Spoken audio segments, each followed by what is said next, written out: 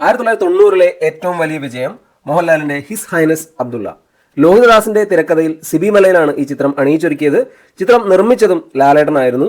Ravindra master സംഗീതം നൽകിയ ഗാനങ്ങളായിരുന്നു സിനിമയുടെ ഹൈലൈറ്റ്. ഒപ്പം മോഹൻലാലിന്റെ മികച്ച പ്രകടനവും. 20ഓളം തിയേറ്ററുകളിൽ റിലീസായ സിനിമ ഏതാണ്ട് 150ലേറെ ദിവസങ്ങൾ കേരളത്തിലെ തിയേറ്ററുകളിൽ പ്രദർശിപ്പിച്ചു. എ ക്ലാസ്സിൽ എന്ന പോലെ ബി സി ക്ലാസ്സിലും ഹിസ് ഹൈനസ് അബ്ദുള്ള നല്ല കളക്ഷൻ നേടി. 90ലെ ഏറ്റവും വലിയ രണ്ടാമത്തെ വിജയവും മോഹൻലാലിന്റെ പേരിലായിരുന്നു. എ ഓട്ടോ ആയിരുന്നു സിനിമ. കോട്ടയം കുഞ്ഞച്ചൻ, ഇൻ ഹരിഹർ നഗർ, ലാൽ സലാം, ഇന്ദ്രജാലം, തലയണ മന്ത്രം തുടങ്ങിയ ചിത്രങ്ങൾ 90ലെ വലിയ വിജയങ്ങളായിരുന്നു. എങ്കിലും ഇവയ്ക്കൊന്നും ഹിസ് ഹൈനസ് അബ്ദുള്ള കേരളത്തിൽ നേടിയ കളക്ഷൻ നേടാൻ കഴിഞ്ഞില്ല. ഒരു വാണിജ്യ സിനിമ എന്നതിനപ്പുറത്തേക്ക് കലാമൂല്യമുള്ള സിനിമ എന്ന നിലയ്ക്കും ഹിസ് ഹൈനസ് അബ്ദുള്ള പ്രശസ്തി നേടി. 91ലെ ഏറ്റവും വലിയ വിജയം മോഹൻലാൽ പ്രിയദർശൻ ടീമിന്റെ കിലുക്കം. മലയാളത്തിലെ സർവകാല റെക്കോർഡ് തീർത്ത ചിത്രമായിരുന്നു കിലുക്കം. തിയേറ്ററുകളിൽ വലിയ ഹിറ്റായി എന്നതിനപ്പുറത്തേക്ക് കേരളത്തിലുടനീളം ട്രെൻഡ് സെറ്ററായി മാറിയ സിനിമയായിരുന്നു കിലുക്കം. മലയാളത്തിലെ മികച്ച വാണിജ്യ സിനിമകളുടെ കൂട്ടത്തിൽ ഇപ്പോഴും പരാമർശിക്കപ്പെടുന്ന പേരാണ് കിലുക്കത്തിലേത്. മികച്ച പ്രകടനങ്ങളുമായി മോഹൻലാലും രേവതിയും ജഗതിയും തിലകനും നിറഞ്ഞാടിയ ചിത്രമായിരുന്നു പ്രിയദർശന്റെ കിലുക്കം. 91ലെ ഏറ്റവും വലിയ രണ്ടാമത്തെ വിജയം നേടിയ ചിത്രം സിദ്ദിഖ് ലാൽ ടീമിന്റെ ഗോഡ് ഫാദർ ആയിരുന്നു. എന്റെ സൂര്യപുത്രിക്ക്, ഇൻസ്പെക്ടർ ബൽറാം, അമരം, ഭരതം തുടങ്ങിയവയൊക്കെ 91ലെ കേരള ബോക്സ് ഓഫീസിലെ വലിയ വിജയങ്ങളായിരുന്നു. എങ്കിലും കിലുക്കം നേടിയ ഗ്രോസ് കളക്ഷൻ മറികടക്കാൻ ഈ ചിത്രങ്ങൾക്കൊന്നും കഴിഞ്ഞില്ല. 92ലെ കേരള ബോക്സ് ഓഫീസിലെ ഏറ്റവും വലിയ വിജയം സിദ്ദിഖ് ലാൽ ടീമിന്റെ വിയറ്റ്നാം കോളനി. തുടർ ഹിറ്റുകൾ നൽകിയ സംവിധായകരായിരുന്നു സിദ്ദിഖ് ലാൽ ടീം ആ കാലത്ത്. ഗോഡ് ഫാദറിന് ശേഷം തിയേറ്ററിലെത്തിയ ഇവരുടെ സിനിമയായിരുന്നു വിയറ്റ്നാം കോളനി. 92ലെ ഏറ്റവും വലിയ വിജയമായി വിയറ്റ്നാം കോളനി മാറി. മോഹൻലാൽ, ഇന്നസെന്റ്, കനക തുടങ്ങിയവരുടെ മികച്ച പ്രകടനങ്ങളായിരുന്നു സിനിമയുടെ ഏറ്റവും വലിയ പ്ലസ്. അതോടൊപ്പം തന്നെ നല്ല പാട്ടുകളും സിനിമയിൽ ഉണ്ടായിരുന്നു. സിദ്ദിഖ് ലാൽ ടീം ആദ്യമായി മോഹൻലാലുമായി ഒന്നിച്ച ചിത്രമായിരുന്നു വിയറ്റ്നാം കോളനി. പപ്പയുടെ സ്വന്തം അപ്പൂസായിരുന്നു കേരളത്തിലെ 92ലെ ഏറ്റവും വലിയ രണ്ടാമത്തെ വിജയം.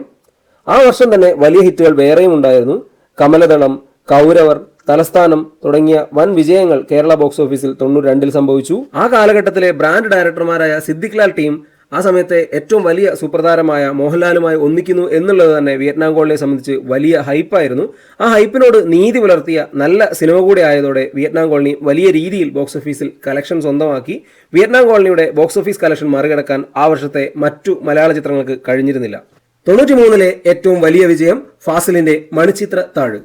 മോഹൻലാലിനെ നായകനാക്കി ഫാസിൽ അണിയിച്ചൊരുക്കിയ ഈ ചിത്രം ഡിസംബറിലാണ് തിയേറ്ററിലെത്തിയത്. മലയാളത്തിലെ അന്ന് വരെയുള്ള സകല ബോക്സ് ഓഫീസ് റെക്കോർഡുകളും തിരുത്തിക്കുറിച്ച ചിത്രമായിരുന്നു മണിച്ചിത്രത്താഴ്. തിയേറ്ററിൽ ഒരു വർഷത്തോളം പ്രദർശിപ്പിച്ച ചിത്രങ്ങളിൽ ഒന്നുകൂടിയായിരുന്നു മണിച്ചിത്രത്താഴ്. സ്ക്രീനിലെത്തിയ എല്ലാവരും തിളങ്ങിയ ചിത്രമായിരുന്നു മണിച്ചിത്രത്താഴ്. മോഹൻലാലിന്റെയും ശോഭനയുടെയും സുരേഷ് ഗോപിയുടെയും ഒക്കെ ഗംഭീര പ്രകടനങ്ങളുണ്ടായിരുന്നു. മലയാളത്തിലെ എക്കാലത്തെയും ഏറ്റവും മികച്ച ക്ലാസിക് ചിത്രമാണ് മണിച്ചിത്രത്താഴ്.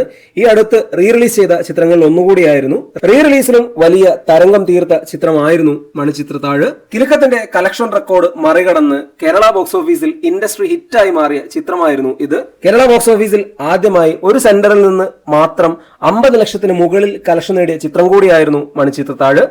തിരുവനന്തപുരം സെന്ററിൽ നിന്ന് മണിച്ചിത്രത്താഴ് ആ വർഷം നേടിയത് 54 ലക്ഷം രൂപയാണ്. 93 അവസാനം തിയേറ്ററിലെത്തിയ ഈ ചിത്രം 94-ലുടനീളം കേരള ബോക്സ് ഓഫീസിൽ നിറഞ്ഞു കളിച്ചു. എ ക്ലാസ്സിൽ എന്ന പോലെ ബി ക്ലാസ്സിലും സി ക്ലാസ്സിലും മണിച്ചിത്രത്താഴിന് പ്രേക്ഷകർ ഏറെ ആയിരുന്നു. ദേവാസുരമായിരുന്നു ആ വർഷത്തെ രണ്ടാമത്തെ ഏറ്റവും വലിയ വിജയം. ആകാശദൂത്, ധ്രുവം, ബട്ടർഫ്ലൈസ്, മേലേപ്പറമ്പിൽ ആൺവീട് തുടങ്ങിയ സൂപ്പർ ഹിറ്റ് ചിത്രങ്ങൾ നിരവധി ഉണ്ടായിരുന്ന വർഷമായിരുന്നു 93 എങ്കിലും ആ വർഷത്തെ ഏറ്റവും വലിയ കളക്ഷൻ നേടിയ ചിത്രം മോഹൻലാലിന്റെ മണിച്ചിത്രത്താഴായിരുന്നു. 94ലെ ഏറ്റവും വലിയ വിജയം പ്രിയദർശന്റെ തേന്മാവിൻ കൊമ്പത്ത്, മറ്റൊരു മോഹൻലാൽ ചിത്രം. വലിയ ട്രെൻഡായി മാറിയ പ്രിയദർശന്റെ മറ്റൊരു ചിത്രമായിരുന്നു തേന്മാവിൻ കൊമ്പത്ത്. കാർത്തുമ്പിയും മാണിക്കനും മലയാളികൾക്ക് ഇന്നും പ്രിയപ്പെട്ടതായിരുന്നു. വളരെ മനോഹരമായ ക്യാമറ വർക്കുകൾ കൊണ്ട് ഇന്നും ശ്രദ്ധേയമാണ് തേന്മാവിൻ കൊമ്പത്തിലെ ഓരോ ഫ്രെയിമുകളും. മോഹൻലാൽ ശോഭന ടീം മലയാളികളുടെ ഹൃദയം കവർന്ന ചിത്രമായിരുന്നു തേന്മാവിൻ കൊമ്പത്ത്. മോഹൻലാലിനും ശോഭനയ്ക്കുമൊപ്പം ശ്രീനിവാസനും നെടുമുടി വേണുവും കവിയൂർ പൊന്നമ്മയും സുകുമാരിയും ഒക്കെ ഗംഭീര പ്രകടനം നടത്തിയ സിനിമയിലെ പാട്ടുകൾ വളരെയധികം ട്രെൻഡായിരുന്നു. ഇന്നും മലയാളികളുടെ പ്രിയപ്പെട്ട ഗാനങ്ങളുടെ ലിസ്റ്റിൽ തേന്മാവിൻ കൊമ്പത്തിലെ പാട്ടുകളുണ്ട്. തേന്മാവിൻ കൊമ്പത്തിന് പിറകിൽ കമ്മീഷണർ ആയിരുന്നു ആ വർഷത്തെ ഏറ്റവും വലിയ രണ്ടാമത്തെ വിജയം. സുരേഷ് ഗോപിക്ക് സൂപ്പർ സ്റ്റാർ ഇമേജ് ഊട്ടിയുറപ്പിച്ച ചിത്രമായിരുന്നു കമ്മീഷണർ. കാബൂളിവാല, മാനത്തെ കൊട്ടാരം തുടങ്ങിയ ചിത്രങ്ങളും വലിയ കളക്ഷൻ ആ വർഷം നേടിയിരുന്നു. എങ്കിലും തേന്മാവിൻ കൊമ്പത്തിന്റെ കളക്ഷൻ മറികടക്കാൻ ഈ ചിത്രങ്ങൾക്കൊന്നും കഴിഞ്ഞിരുന്നില്ല. 95ലെ ഏറ്റവും വലിയ വിജയം ഭദ്രന്റെ സ്ഫടികം. മലയാള സിനിമയിൽ അന്ന് വരെ കാണാത്ത തരത്തിൽ ഒരു നായകനെയാണ് ഭദ്രൻ സ്ഫടികത്തിലൂടെ പ്രസന്റ് ചെയ്തത്. മോഹൻലാൽ അതിഗംഭീരമായി പെർഫോം ചെയ്ത സിനിമയിൽ തിലകന്റെ ഗംഭീര പെർഫോമൻസ് ഉണ്ടായിരുന്നു. ഉർവശി, തിലകൻ, KPC ലളിത, സിൽക്ക് സ്മിത തുടങ്ങിയവരായിരുന്നു പ്രധാന കഥാപാത്രങ്ങളായി എത്തിയത്. സ്ഫടികൻ ജോർജിന്റെ കുറ്റിക്കാടൻ എന്ന വില്ലൻ വേഷവും വലിയ രീതിയിൽ സ്വീകരിക്കപ്പെട്ടു. ഈ അടുത്ത് റീ റിലീസിനെത്തിയ സ്ഫടികം വലിയ ഹിറ്റായി മാറിയിരുന്നു. സ്ഫടികത്തിനു പിന്നിൽ മമ്മൂട്ടിയുടെ ദ കിങ് ആയിരുന്നു ഏറ്റവും വലിയ രണ്ടാമത്തെ വിജയം. മാന്ത്രികവും ആ വർഷത്തെ ഏറ്റവും വലിയ വിജയമായി മാറി. അനിയൻ ബാവ, ചേട്ടൻ ബാവ, മാന്നാർ മത്തായി സ്പീക്കിംഗ്, ആദ്യത്തെ കൺമണി തുടങ്ങിയവയൊക്കെ ആ വർഷത്തെ ഏറ്റവും വലിയ വിജയ ചിത്രങ്ങളുടെ കൂട്ടത്തിലുണ്ടായിരുന്നു. എങ്കിലും BC ക്ലാസുകളിലെ ഗംഭീര പ്രകടനത്തോടെ സ്ഫടികമായിരുന്നു ഏറ്റവും മുന്നിലെത്തിയത്. 96-ലെ ഏറ്റവും വലിയ വിജയം മമ്മൂട്ടിയുടെ ഹിറ്റ്ലർ. സിദ്ദിഖ് ആദ്യമായി മമ്മൂട്ടിയോട് കൈകോർത്ത ചിത്രമായിരുന്നു ഹിറ്റ്ലർ. വലിയ രീതിയിൽ ട്രെൻഡായി മാറിയ ഹിറ്റ്ലർ ആ വർഷത്തെ ഏറ്റവും വലിയ വിജയമായി മാറി. മമ്മൂട്ടിയുടെ മികച്ച പ്രകടനത്തോടൊപ്പം തന്നെ മുകേഷും ശോഭനയും ഇന്നസെന്റും ജഗദീഷും ഉൾപ്പെടെ വലിയ താരനിര തന്നെ മികച്ച പ്രകടനത്തിന് കൂട്ടായി ഉണ്ടായിരുന്നു. വലിയ ബഡ്ജറ്റിലെത്തിയ മോഹൻലാലിന്റെ കാലാപാനിയായിരുന്നു ആ വർഷം ഏറ്റവും കൂടുതൽ കളക്ഷൻ നേടിയ രണ്ടാമത്തെ ചിത്രം. സല്ലാപം, ദേശാടനം, തൂവൽ കൊട്ടാരം തുടങ്ങിയ ചിത്രങ്ങളും 96-ലെ ഏറ്റവും വലിയ വിജയങ്ങളുടെ പട്ടികയിലുണ്ടായിരുന്നു. എങ്കിലും ഇവയ്ക്കൊന്നും ഹിറ്റ്ലറിന്റെ കളക്ഷൻ മറികടക്കാൻ കഴിഞ്ഞില്ല. 97-ലെ ഏറ്റവും വലിയ വിജയം മോഹൻലാലിനെ നായകനാക്കി ഷാജി കൈലാസ്, രഞ്ജിത്ത് ടീം അണിയിച്ചൊരുക്കിയ ആറാം തമ്പുരാൻ. 1997 കേരള ബോക്സ് ഓഫീസിൽ വലിയ ചരിത്രങ്ങൾ പിറന്ന വർഷമായിരുന്നു. ഒരു വർഷം തന്നെ 3 റെക്കോർഡ് ബ്രേക്കറുകളാണ് കേരള ബോക്സ് ഓഫീസിൽ പിറന്നത്. മണിച്ചിത്രത്താഴിന്റെ റെക്കോർഡ് മറികടന്നത് അനിയത്തിപ്രാവായിരുന്നു. എന്നാൽ പിന്നാലെ എത്തിയ മോഹൻലാൽ ചിത്രം ചന്ദ്രലേഖ അനിയത്തിപ്രാവിന്റെ റെക്കോർഡ് മറികടന്നു. എന്നാൽ ആ വർഷം ഡിസംബറിൽ തിയേറ്ററിലെത്തിയ മോഹൻലാലിന്റെ തന്നെ ആറാം തമ്പുരാൻ എല്ലാ റെക്കോർഡുകളെയും മറികടന്ന് ഇൻഡസ്ട്രി ഹിറ്റായി മാറി. മോഹൻലാലിന്റെ മാസ് പരിവേഷമുള്ള കണിമംഗലം ജഗന്നാഥൻ തന്നെ ആയിരുന്നു ആറാം തമ്പുരാന്റെ ഹൈലൈറ്റ്.